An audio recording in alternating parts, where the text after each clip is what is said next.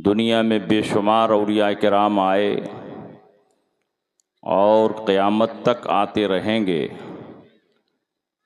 लेकिन सरकार गौसे पाक जैसा वली, गौस और कुतुब न आया है और न ही ज़ुहूर इमाम मेहदी तक कोई आ सकता है। बेशक आला हज़रत इमाम मोहम्मद रज़ा क़ुद्दस सिर्रुहु फरमाते हैं कि हज़रत इमाम हसन मुज्तबा के बाद ज़ुहूर इमाम मेहदी तक गौसुल अगवास की गद्दी पर कोई और नहीं बैठेगा, शेख अब्दुल कादिर जिलानी ही रहेंगे।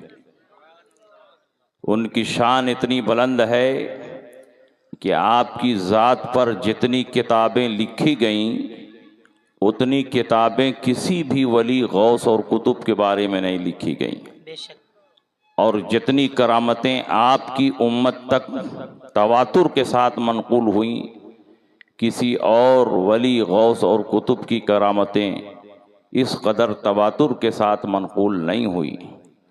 आपके हालात पर किताब लिखने वालों में शाफ़ई उलमा हैं, हम्बली उलमा हैं, हनफी उलमा हैं, मालिकी उलमा हैं। चारों मज़हब और मसलक के उलमा और अइम्मा किराम ने आपके हालात और आपकी करामतों पर किताबें लिखी हैं। गोया आप सिर्फ हनफियों, शाफ़इयों के इमाम नहीं हैं, बल्कि पूरी जमात अहले सुन्नत के इमाम और मुक़्तदा हैं। इसीलिए आपके हालात पर और आपकी करामतों पर जितनी किताबें लिखी गईं किसी वली, गौस और कुतुब के बारे में नहीं लिखी गईं, और आपकी ज़ात से जितनी करामतें ज़ाहिर हुई, आज तक किसी वली और गौस के हाथ से उतनी करामतें ज़ाहिर नहीं हुई। जिस तरह नबियों में हमारे नबी मुमताज़ और आपके हाथ पर जितने मोजज़ात ज़ाहिर हुए, किसी नबी और रसूल के हाथ पर उतने मोजज़ात ज़ाहिर नहीं हुए। ठीक उसी तरह वलियों में शेख अब्दुल कादिर जिलानी के हाथ पर जितनी करामतें ज़ाहिर हुई, किसी वली, गौस और कुतुब के हाथ पर उतनी करामतें ज़ाहिर नहीं हुई। सरकार गौसे पाक इरशाद फरमाते हैं कि अल्लाह ने मुझे वो शान और कुदरत अता फरमाई है कि मैं लौहे महफूज को देखता हूँ। इन्ना बुअइनी फिल लौहिल महफूज, मेरी आंख की पुतली लौहे महफूज में है। मैं यहीं बगदाद में बैठे बैठे लौहे महफूज को देखता हूँ और लौहे महफूज में हर चीज का बयान है। गोया सरकार गौसे पाक दुनिया की हर चीज को देख रहे हैं। आप इरशाद फरमाते हैं कि अगर मैं मशरिक में रहूं और मेरा मुरीद मगरिब में रहे और उसका सत्र खुल जाए तो मैं यहीं से बैठे बैठे उसकी सत्र पोशी कर सकता हूं। आप इरशाद फरमाते हैं यदि अला मुरीदी कस्समाए अलल अर्द, मेरा हाथ मेरे तमाम मुरीदीन पर ऐसे ही साया फिगन है जैसे आसमान जमीन पर साया फिगन है। बताओ, जमीन का कोई ऐसा हिस्सा है जिस पर आसमान ना हो? दुनिया में किसी भी सिलसिले का कोई मुरीद ऐसा हो ही नहीं सकता जिस पर सरकार गौसे पाक का फैजान ना हो। चाहे कादरी सिलसिला हो, चाहे चिश्ती सिलसिला हो, चाहे नक्शबंदी सिलसिला हो, चाहे सुहरवर्दी सिलसिला हो, हर सिलसिले पर सरकार गौसे पाक का फैजान सावन भादों की तरह बरस रहा।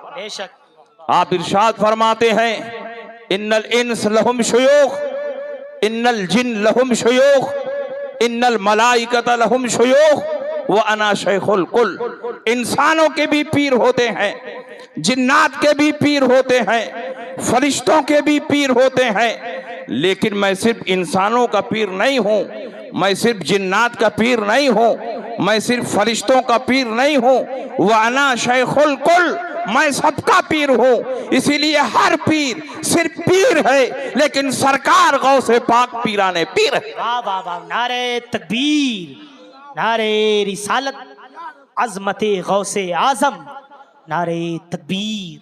वाह वाह वाह वाह। बड़े बड़े औलियाए किराम सरकार गौसे पाक के पैदा होने से पहले जो दुनिया में आए, उन्होंने सरकार गौसे पाक के पैदा होने की बशारत सुनाई। एक ऐसा वली पैदा होने वाला है जो बगदाद के मेंबर से ऐलान करेगा, कदमी हाज़ही अला रक़बत कुल्ले वली जिल्लाह, मेरा ये कदम तमाम औलिया अल्लाह की गर्दन पर। बड़े बड़े औलिया किराम आते रहे, सरकार गौसे पाक की बशारतें सुनाते रहे, यहां तक के हजरत इमाम अहमद इब्न हंबल रजी अल्लाह ताला अन्हु, 4 इमामों में से एक इमाम हजरत इमाम अहमद इब्न हंबल रजी अल्लाह ताला अन्हु है। हजरत इमाम अहमद इब्न हंबल 240 हिजरी में विसाल फरमाते हैं, 240, और 240 पर 230 और जोड़ दो तो कितना होगा, 470। 470 में सरकार गौसे पाक पैदा होते हैं। और ठीक जब आप जवानी की दहलीज पर कदम रखते हैं तो हजरत शेख अली बिन हैती रजी अल्लाह ताला अन्हु इरशाद फरमाते हैं, ये सरकार गौसे पाक के मुरीद हैं, उनके खलीफा हैं, और बगदाद के उन 4 औलियाए किराम में से एक हैं जिनके हुक्म से मुर्दे जिंदा हो जाते थे।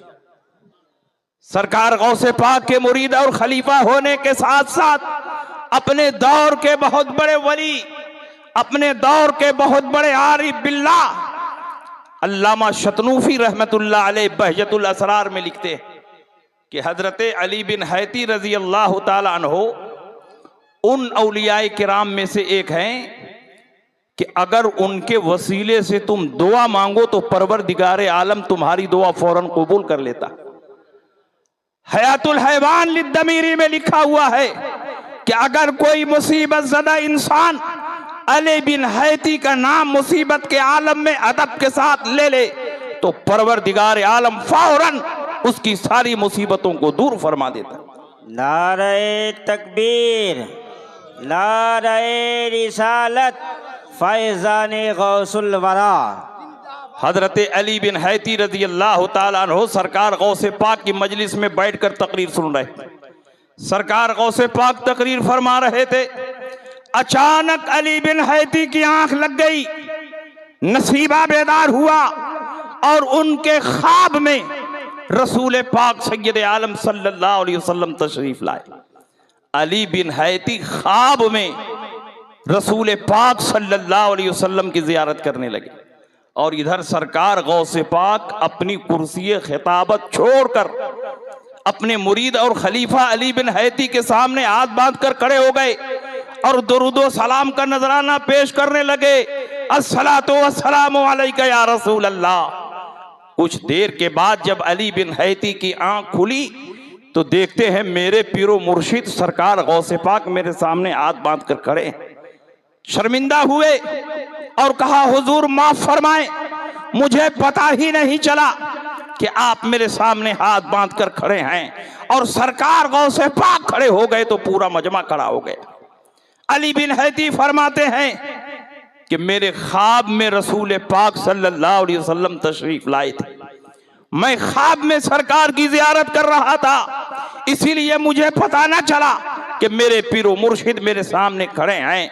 सरकार गौसे पाक फरमाते हैं, अली बिन हैती मुझको बताने की जरूरत नहीं है कि सरकार तेरे ख्वाब में तशरीफ लाए, तूने सरकार को ख्वाब में देखा और मैंने बेदारी में सरकार को तेरे पास जाते हुए देखा, इसीलिए जैसे ही मैंने सरकार को देखा फौरन मैं अपनी कुर्सी से नीचे उतर आया और जब तक सरकार गौसे पाक तेरे ख्वाब में तशरीफ फरमा रहे मैं दुरूद व सलाम का नजराना पेश करता। सुभान अल्लाह, सुभान अल्लाह। इसी से अंदाजा लगाए कि एक बुजुर्ग उसी वक्त में सरकार को ख्वाब में देख रहे हैं और दूसरे बुजुर्ग उसी वक्त में सरकार को बेदारी में देख रहे हैं।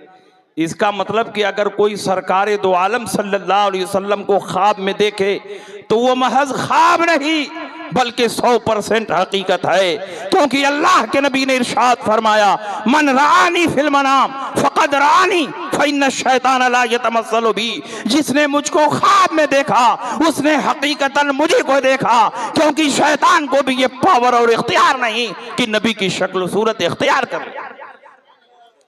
वही अली बिन हैती फरमाते हैं कि सरकार गौसे पाक ने मुझसे फरमाया कि अली बिन हैती चलो बगदाद के कब्रिस्तान में और कब्रों की जियारत को चलते हैं। जियारत कुबूर को गए।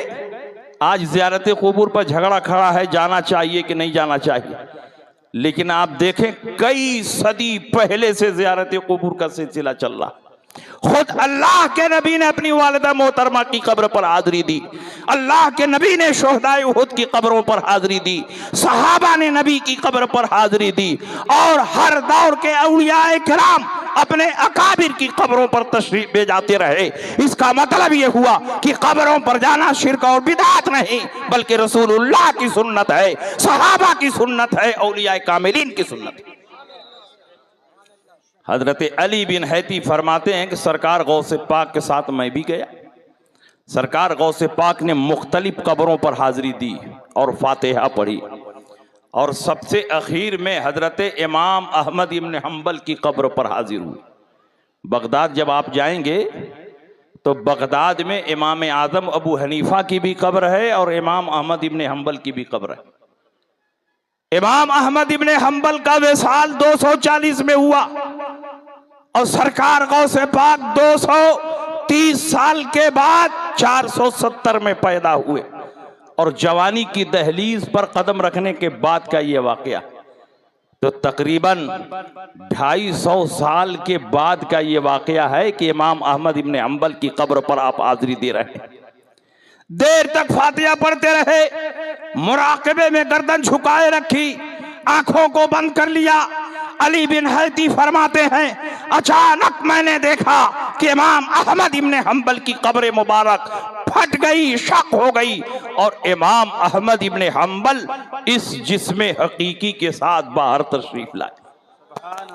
शेख अब्दुल कादिर जिलानी को अपने सीने से लगा लिया और इरशाद फरमाया या अब्दुल कादिर इन्नी अफ्तकिरु इलैका फी इल्मी शरीयत व तरीक़त वल हाल। ऐ अब्दुल कादिर, मेरे जैसा इमाम तेरे इल्म का मोहताज है, इल्म शरीयत का मोहताज है, इल्म तरीक़त का मोहताज है, इल्मुल हाल का मोहताज है। फखरज मिन क़ब्रिही वज़म्म शेख अब्दुल कादिर इला सदरिही व अलबसहु खिलातन। अपनी कब्र से बाहर निकल गए, शेख अब्दुल कादिर को सीने से लगाया और अपना जुब्बा अता फरमाया और गैब की खबर देते हुए इरशाद फरमाया ऐ अब्दुल कादिर, मेरे जैसा इमाम भी तेरे इल्म का मोहताज है, इल्म शरीयत का मोहताज है, इल्म तरीक़त का मोहताज है, इल्मुल हाल का मोहताज है। मैं अभी से देख रहा हूँ कि परवरदिगार आलम इल्म इरफान की उस बुलंदी पर तुझे फाइज करने वाला है कि मेरे जैसा इमाम भी तेरा मोहताज हो। जब ये मर्तबा मिल जाए तो इस बूढ़े को ना भूल जाना, अपनी दुआओं में मुझको भी याद रखना। आप जरा बताओ, इमाम अहमद इब्न हम्बल 250 साल के बाद अपनी कब्र से निकल रहे, तुम कहते हो नबी सल्लल्लाहु अलैहि वसल्लम मरकर मिट्टी में मिल गए। हजरत इमाम अहमद इब्न हम्बल नबी नहीं है, नबी की हदीसों को फैलाने वाले, नबी की हदीसों की शरह करने वाले, नबी की हदीसों की बारीकियों को बताने वाले, नबी की हदीसों में छुपे हुए अहकाम और मसाइल को बताने वाले इमाम अहमद इब्न हम्बल जब अपनी कब्र में जिंदा हैं तो जिनकी हदीस की शरह कर रहे हैं वो नबी कैसे मुर्दा हो सकते हैं। इसीलिए आला हजरत फरमाते हैं तो जिंदा है वल्लाह, तो जिंदा है वल्लाह, मेरी चश्मे आलम से छुप जाने वाला। नारे तकबीर, नारे रिसालत, मसलके आला हजरत। और